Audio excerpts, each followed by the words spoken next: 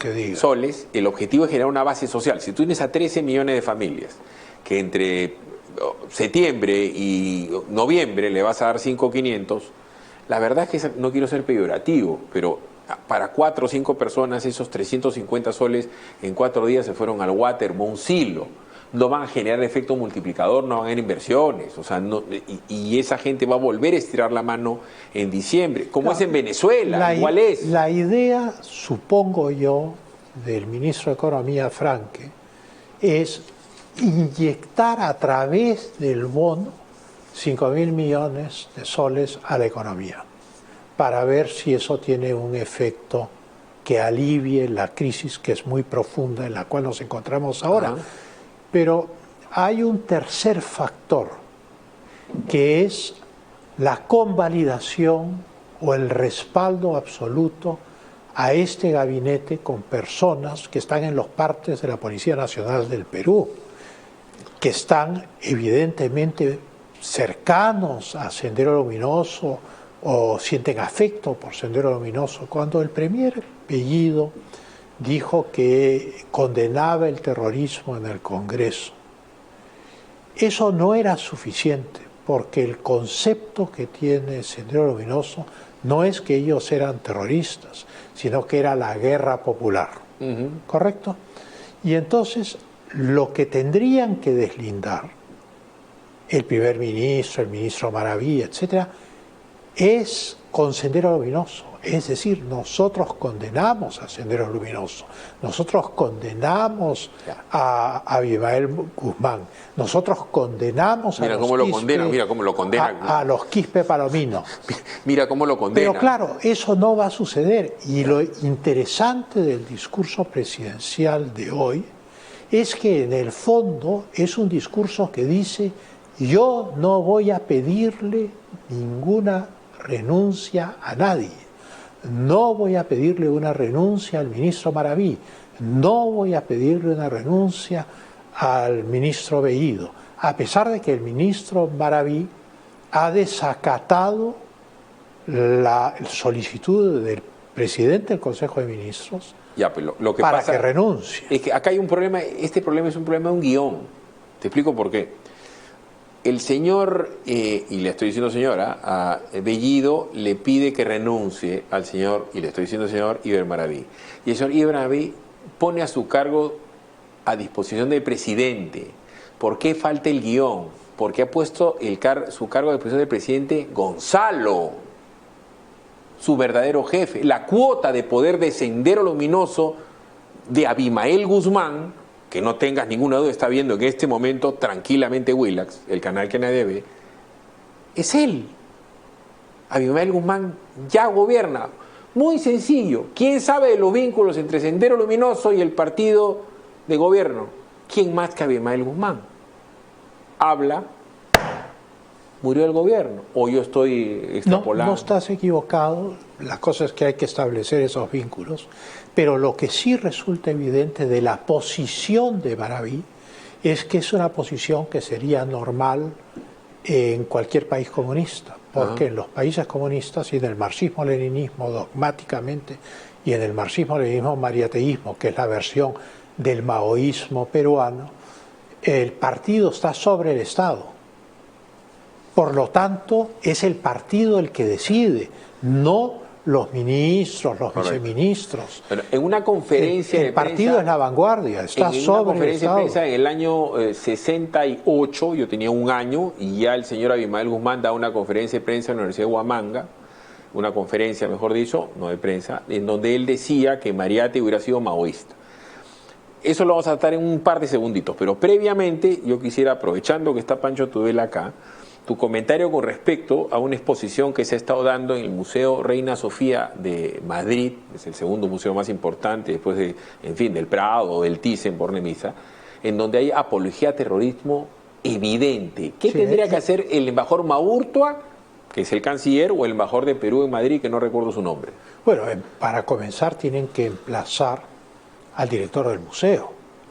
¿Cómo es posible que dentro de un museo que está en el país que ha formado la comunidad iberoamericana, que dirige las cumbres iberoamericanas, con los cuales tenemos lazos especiales y tratados de doble nacionalidad. ¿Cómo es posible que el director de ese museo permita una cosa así? Pero hay un aspecto artístico también que es, digamos, menos conocido, que es que la época del arte abstracto, de Picasso o de los impresionistas ya pasó. La finalidad del arte hoy es escandalizar. Y entonces tienes estas exposiciones en las cuales pues hay una vaca partida por la mitad, o cosas que realmente, o una cabeza de una res llena de moscas, o instalaciones absurdas. Digamos las cosas más claras, el señor Miguel Ángel se burlaba de la curia romana en la Capilla Sixtina, o el señor Francisco de Godoy Lucientes hacía alusión a la guerra popular de España en plena situación de evolución española, y es más, se dice que era amante de la duquesa de Alba, pero la duquesa de Alba era la primera. Pero era arte. O sea, si yo veo el retrato del duque de Wellington o de Carlos III pintado por Goya, son cuadros extraordinarios.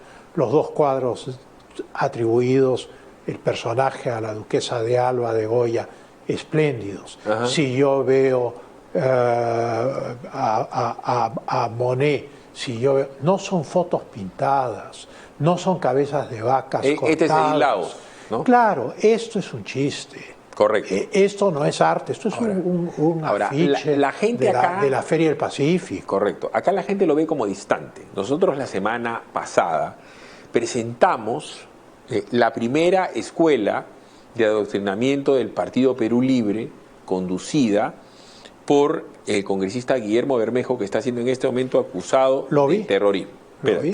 El organizador es el profesor Jorge Aliaga Cervantes, que ha sido toda una vida profesor del colegio Saco Oliveros.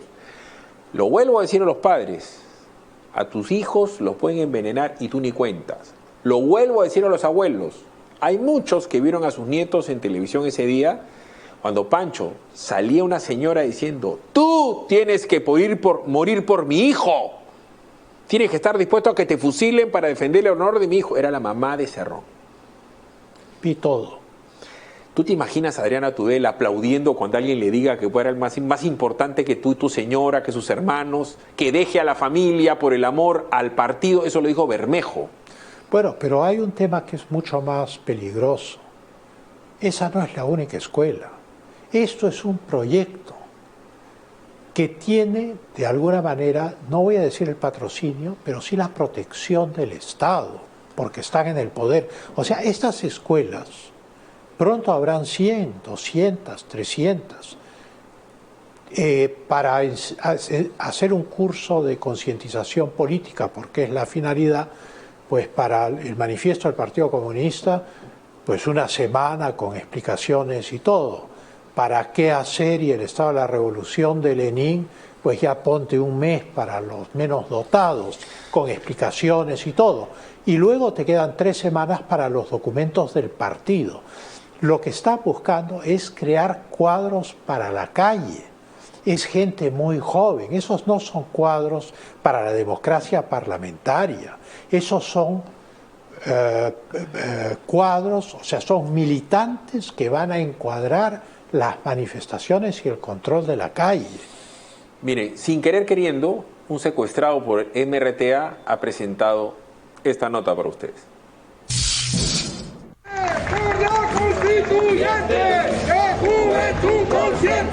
Perú Libre tiene un plan para lavarle la cabeza a los jóvenes. Entender que el partido es y a veces es más que nuestra propia familia. Que aquí dejamos nuestros mejores años de vida.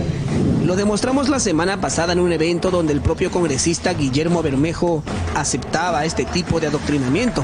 Cuando los compañeros decían aquí, Bermejo ha venido a adoctrinarlos, bueno, ustedes son adoctrinados todos los días. La compañera, cualquiera de los compañeros que están acá, no son un par de zapatillas que no están las modas. Y donde la propia madre de Vladimir Cerrón les decía que debían morir por su hijo y por su partido. Si en la lucha tengo que morir, defendiendo los honores de mi partido, defendiendo los honores de mi hijo, si yo agarré esta ideología, tengo morir de pie. Así me están fusilando, tengo que decir, ¡viva Perú Libre! Perú Libre llama a estas reuniones escuelas políticas, pero lo que no dicen es que también es al revés. Algo que siempre hablamos en todas las clases, no una minería para las transnacionales que revientan nuestro suelo, nuestro subsuelo y se llevan nuestros recursos a un precio de ganga, a un precio baratito, lleve barato, lleve casero. Ese es el título del gobierno, ¿no? De los diferentes gobiernos que hemos tenido. Están llevando la política a las escuelas y lo hacen desde hace mucho tiempo. La prueba de ello es el profesor Jorge Luis Aliaga Cervantes. Y mi labor en función de responsable político, me estoy tratando de encaminar aquí al partido de San Martín de Porres, fortaleciendo las bases, construyendo militancia, sobre todo consciente, y la escuela política es parte de eso. Aliaga Cervantes es educador y fue el organizador del evento de la semana pasada. No tiene un cargo menor. Es el representante político de Perú Libre en San Martín de Porres y le han encargado organizar estas escuelas políticas en todo Lima Norte. El paso al responsable político de San Martín de Porres, Jorge Aliaga, que es el impulsor, parte de esta organización y el que nos ha brindado este espacio de la juventud para que se dé esta escuela. Muchas fuertes aplausos, por favor, compañeros. Aliaga dio el discurso inicial del evento y se concentró en defender al ex canciller Héctor Béjar. Como bien dijo nuestro profesor Héctor Béjar hace un día, esto es una sola, y hay que decirla y hay que plantearla como tal, pero por decir la verdad histórica, también los profesores de historia están siendo hostigados, compañeros, y creo que quieren participar de este tema. Esta es una red social de difamaciones. El grave problema es que Aliaga lleva sus ideas políticas a los colegios. Su fanatismo hizo vestir a sus alumnos del Che Guevara a espaldas de las distraídas autoridades del colegio. Los Che Guevara de la sede Quilca. O sea, no lo detectamos en su momento que pueda ser una cierta de ningún tipo, como dije, ¿no?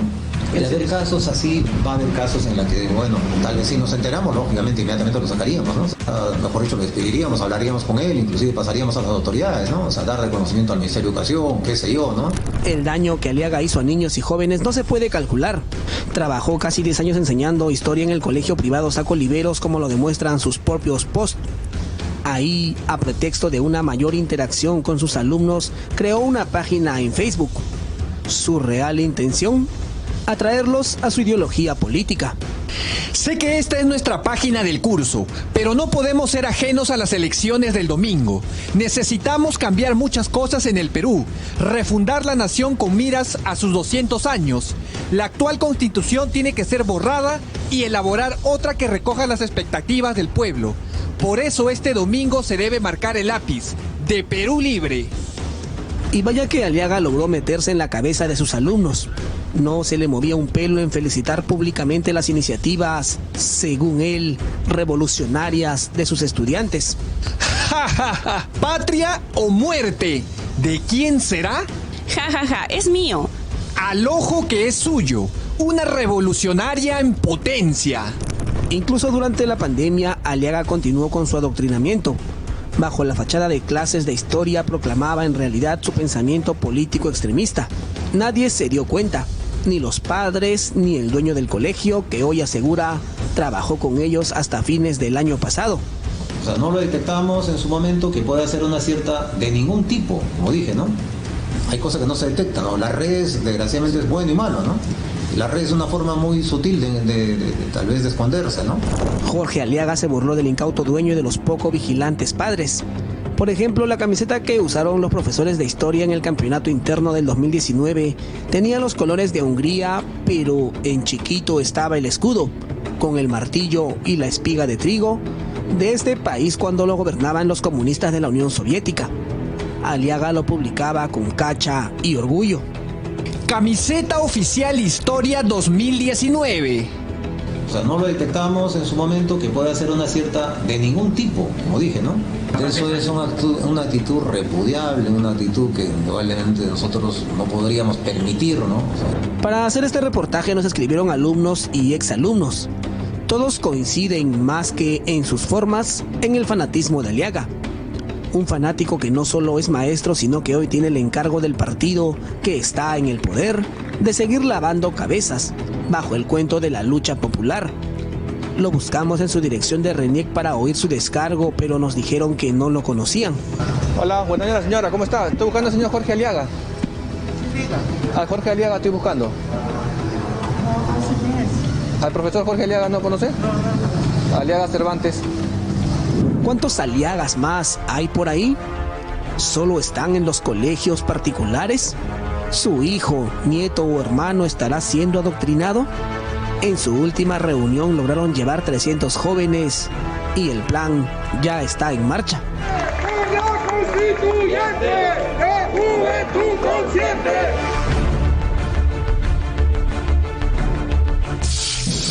Yo nací en el año 1967. En ese año, el profesor Abimael Guzmán era un señor tan inofensivo como Jorge Aliaga Cervantes. 500 tipos como este, ¿qué daño hacen? Vamos al fondo del asunto. ¿Quiénes han, independientemente de que se haya producido un fraude o no, quiénes han votado mayoritariamente por el señor Castillo? Los millennials. ¿Por qué han votado los millennials de esa manera? Han votado de esa manera porque están siendo endoctrinados desde el colegio. La Comisión de Educación revisó los textos del Congreso, revisó los textos escolares hace 3 años. Me invitaron y me mandaron todos los textos a mi casa antes de que vaya a informar a la Comisión. Bueno, fue un viaje por la tergiversación de la historia del Perú más impresionante que he visto en mi vida. O sea, este proceso de concientización de la juventud lleva ya 20 o 30 años en curso. A esto se unen estas nuevas escuelas políticas. Ponte que saquen 4 promociones por año de 40 cada una de estas escuelas. Estamos hablando de 160 chicos que salen formados ya políticamente con los textos de Lenin, de Marx, de Mariátegui y del propio partido cada 3 meses. 160 chicos al año. Ahora, multiplica eso por 1000 de estas escuelitas en todo el país, estás hablando de 160.000 muchachos. Su militancia se convierte en su religión y ellos predican eso. Correcto, no digamos 1500 de estas escuelitas en todo el país, y estamos hablando de 800.000 chicos. ¿Qué es lo primero que hizo Iber Maraví como ministro? Darle una cara legal al CONARES UTEP. 80.000 que diga. Pero el CONARES UTEP le ha dado cara legal Iber Maraví, que es la cuota de poder de Abimael Guzmán. Pero a lo que hay que despertar es que Mariátegui es compatible con el maoísmo, porque Mao invierte la tesis de Lenin y plantea la lucha del campo a la ciudad, porque la China no tenía suficiente proletariado en sus ciudades industriales. Y entonces Mao llegó a la conclusión que como no había suficiente proletariado, el campesinado tenía que hacer la revolución, cosa que era una herejía para los rusos. Los soviéticos se pelean con Mao y Mao se pelea con los soviéticos por el revisionismo de Khrushchev, pero también por la herejía de plantear el tema de una inversión. Era el proletariado el que tenía que hacer, industrial, el que tenía que hacer la revolución. Pero además Mao mantiene el nacionalismo del Kuomintang, de Chiang Kai-shek, de Sun Yat-sen, el fundador de la República China en 1911, que es el nacionalismo Han. El 92% de la población de la China pertenece a la raza Han y las otras 47 etnias al 8% restante. Ese nacionalismo impulsa hoy a la China, es el motor de la China. Mariátegui plantea la misma tesis, es el campesinado y el indigenismo, o sea, un tema de conflicto racial, el que debe producir la revolución en el Perú.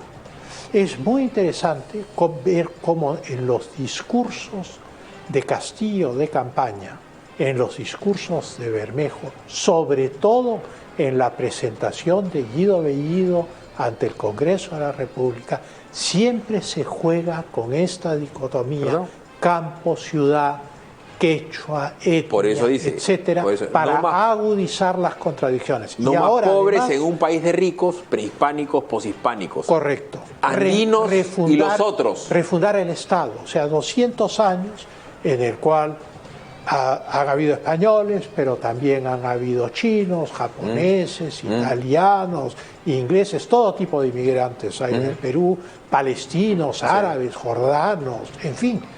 Toda esa gente queda cancelada por estos señores. Entonces, estamos en el fondo frente a un híbrido que fue en su época condenado por la Tercera Internacional de Moscú. O sea, Mariátegui nunca fue bien visto por el comunismo ortodoxo moscovita. Vamos a ir a la pausa y vamos a hablar de una institución del derecho internacional, porque resulta que Cerrón, que ha reconocido sede judicial, que ha reconocido que este gobierno ha ganado, dice ser o presume ser un perseguido político y se quiere fugar. Vamos a ir a la pausa para que Pancho Telo nos explique cómo es esto que Cerrón puede pedir asilo político ante todas las investigaciones de los dinámicos del centro. Con Dinámica nos vamos a la pausa en lo mejor de